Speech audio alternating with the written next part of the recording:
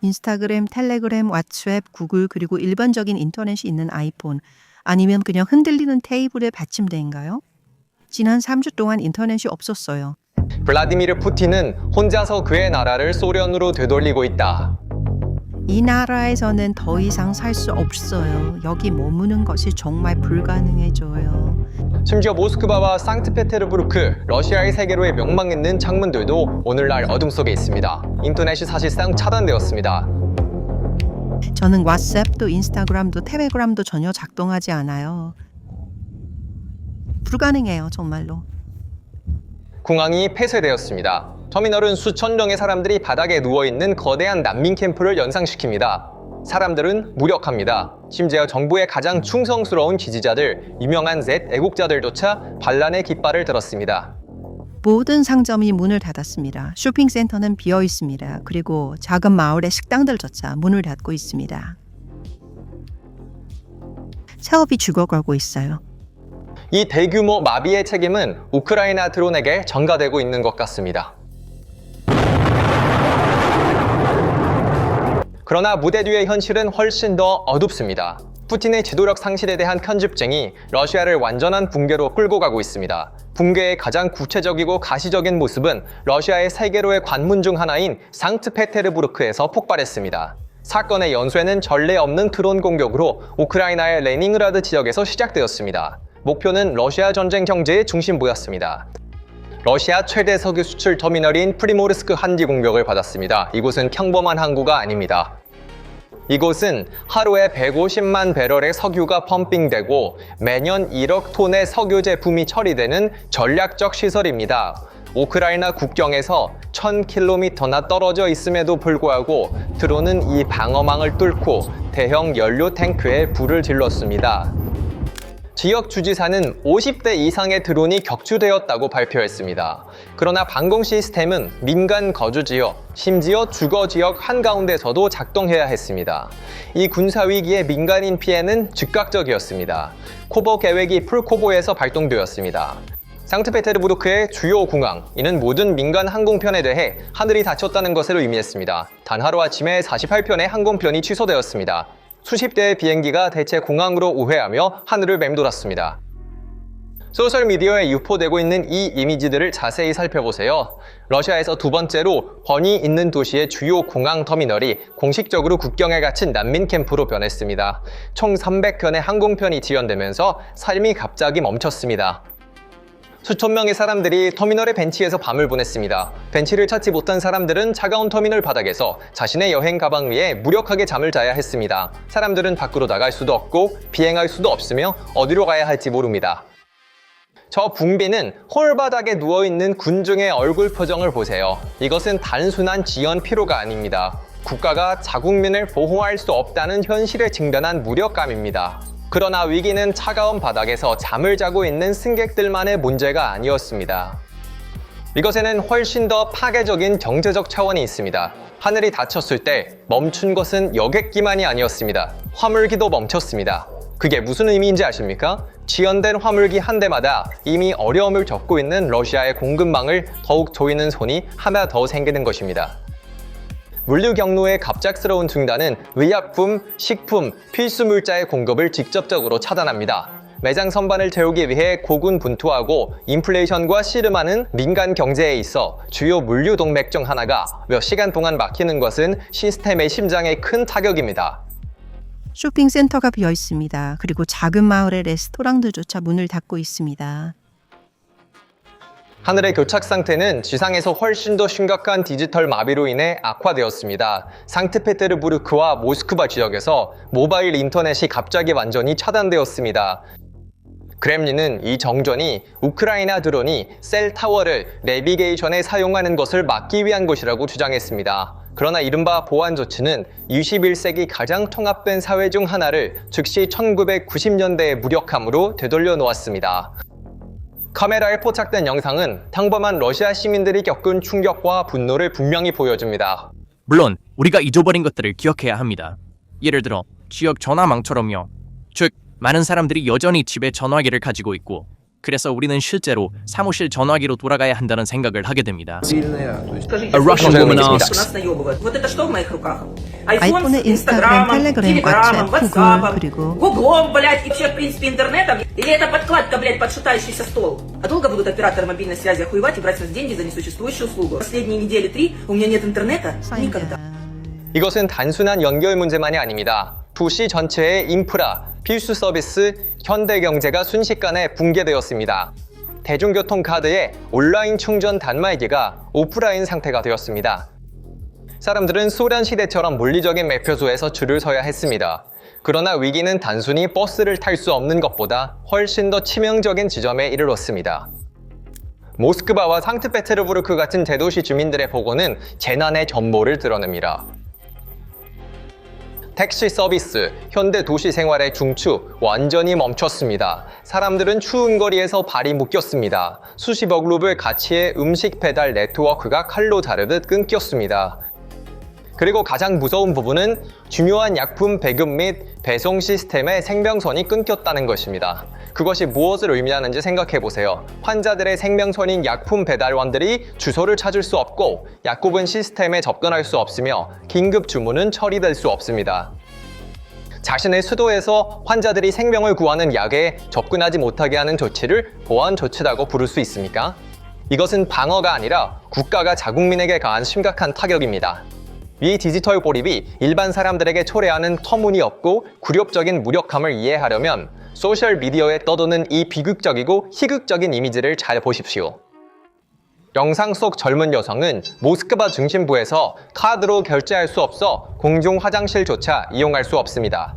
러시아의 중심, 도시 중심부에서 연결이 끊겼습니다. POS 단말기는 작동하지 않습니다. 소셜미디어에서는 소련을 원했나요? 그럼 당신의 소원이 이루어지고 있습니다. 라는 댓글이 쏟아지고 있습니다. 그들은 당신을 인터넷 없이 돌려보냈습니다. 이제 당신에게는 소련이 있습니다. 소원이 이루어졌습니다.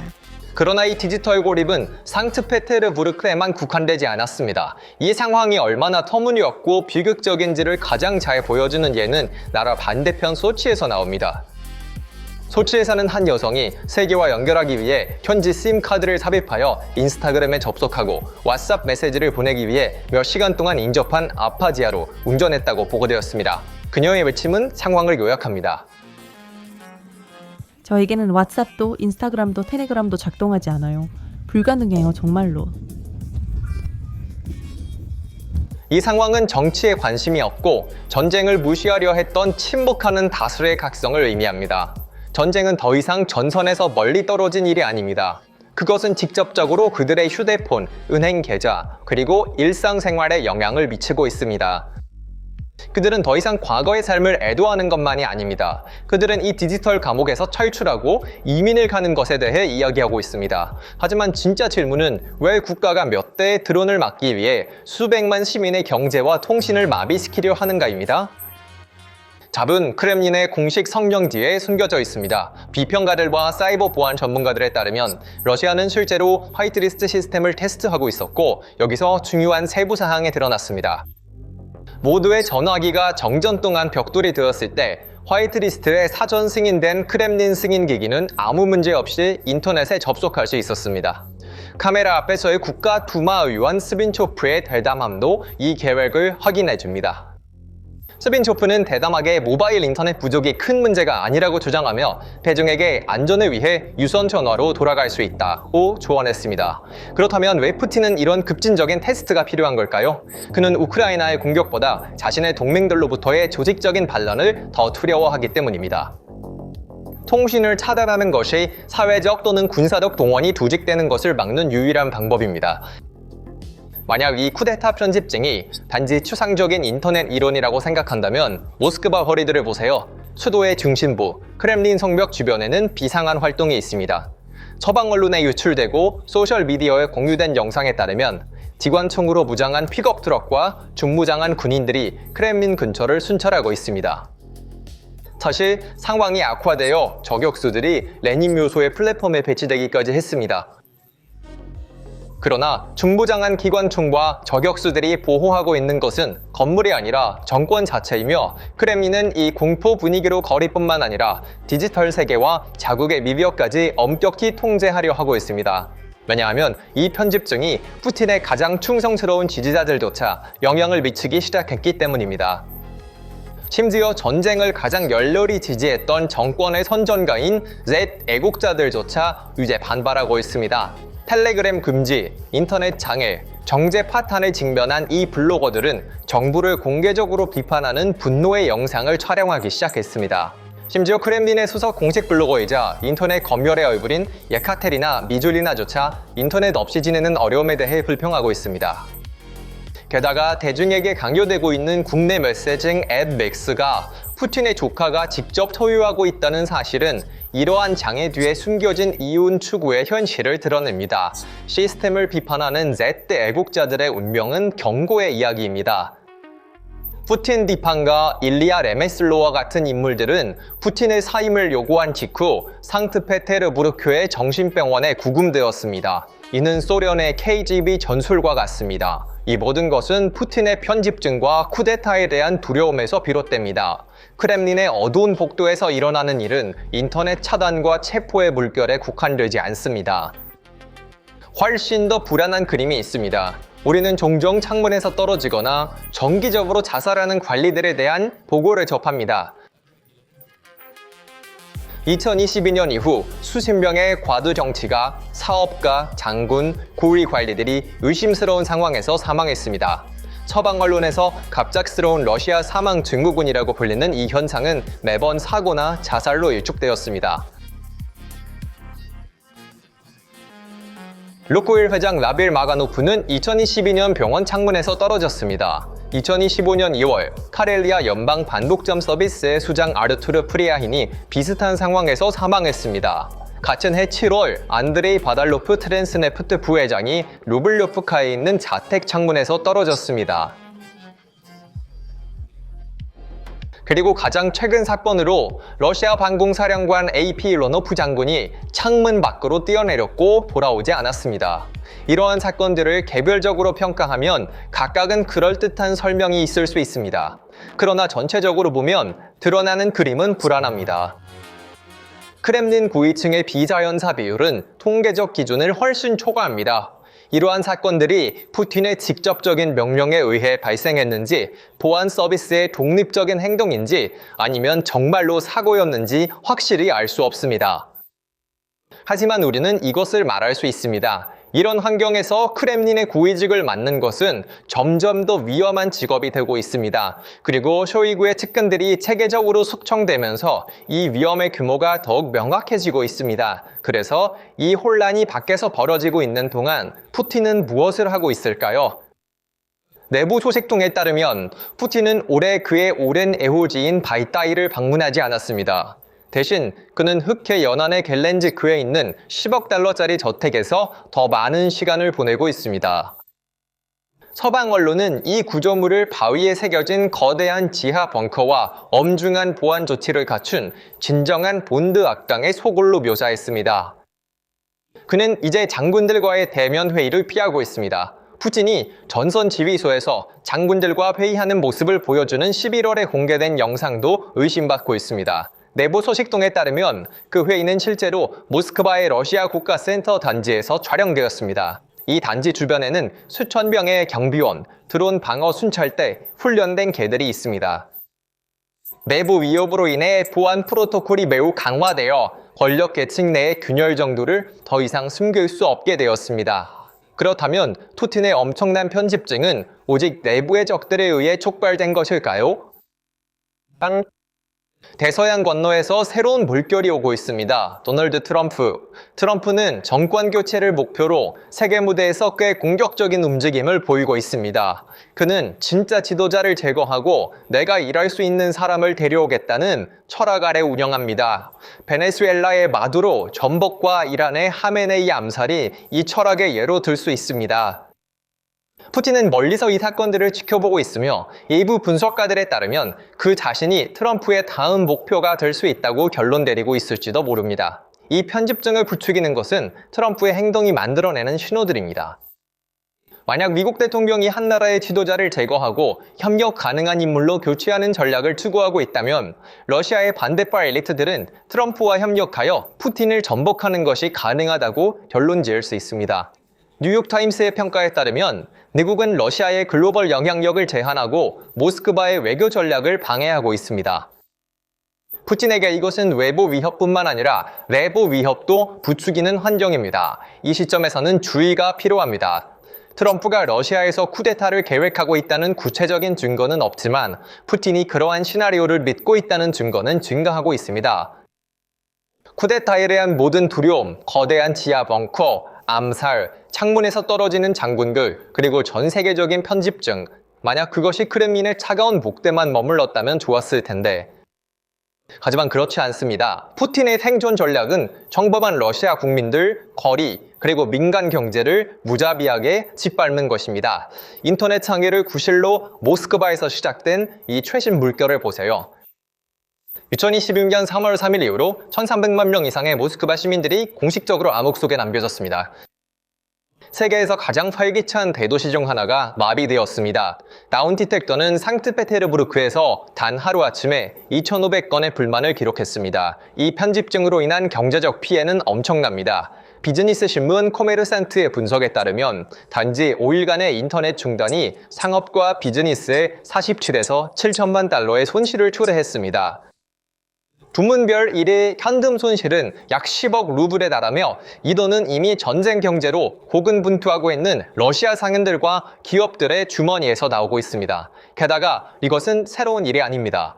2025년에 러시아는 인터넷 중단에서 세계 챔피언이었습니다.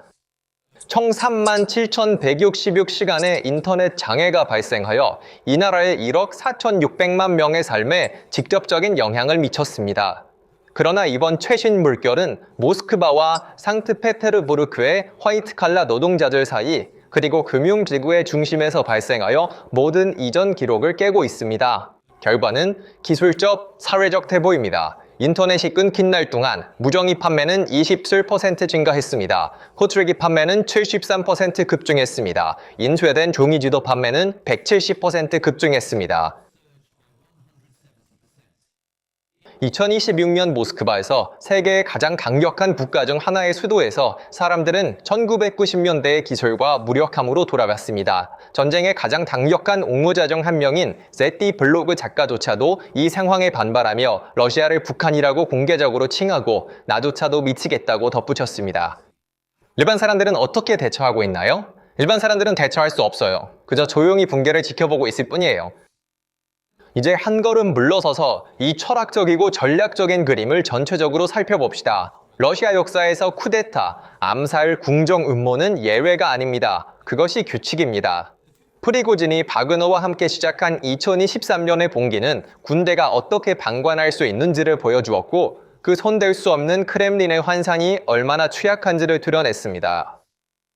푸틴은 그날 밤 진심으로 두려워했고 시스템이 겉보기만큼 견고하지 않다는 것을 보았습니다. 이제 그의 앞에 서 있는 사람은 국가의 가장 민감한 비밀을 통제하고 정보 및 군대 내에 자신의 기관 네트워크를 구축한 인물인 쇼이구입니다.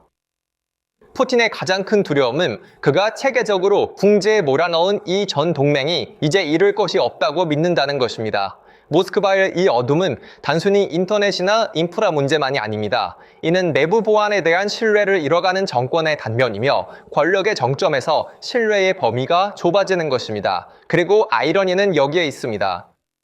푸틴의 편집증은 결국 그가 두려워하는 붕괴를 그의 손으로 가속화할 수 있습니다. 그는 동맹을 숙청하면서 스스로를 고립시킵니다. 경제를 봉쇄하면서 대중의 분노를 부추깁니다. 벙커에 숨으면서 약해 보입니다. 역사는 항상 같은 교훈을 가르칩니다. 독재자의 가장 큰 적은 외부 세력이 아닙니다. 그것은 자신의 그림자에 대한 두려움입니다. 편집증은 지도자가 보호하려는 것을 정확히 파괴합니다. 이 독특한 권력 게임과 다가오는 폭풍에 대해 어떻게 생각하십니까? 크렘린의 편집증이 스스로의 몰락을 초래할까요? 댓글에 비하의 분석과 생각을 공유해주세요. 사실과 데이터에만 기반한 PPR 글로벌의 독점적인 지정학적 분석에 즉시 정보를 얻으려면 채널을 구독하고 알림을 켜는 것을 잊지 마세요. 시청해주셔서 감사합니다.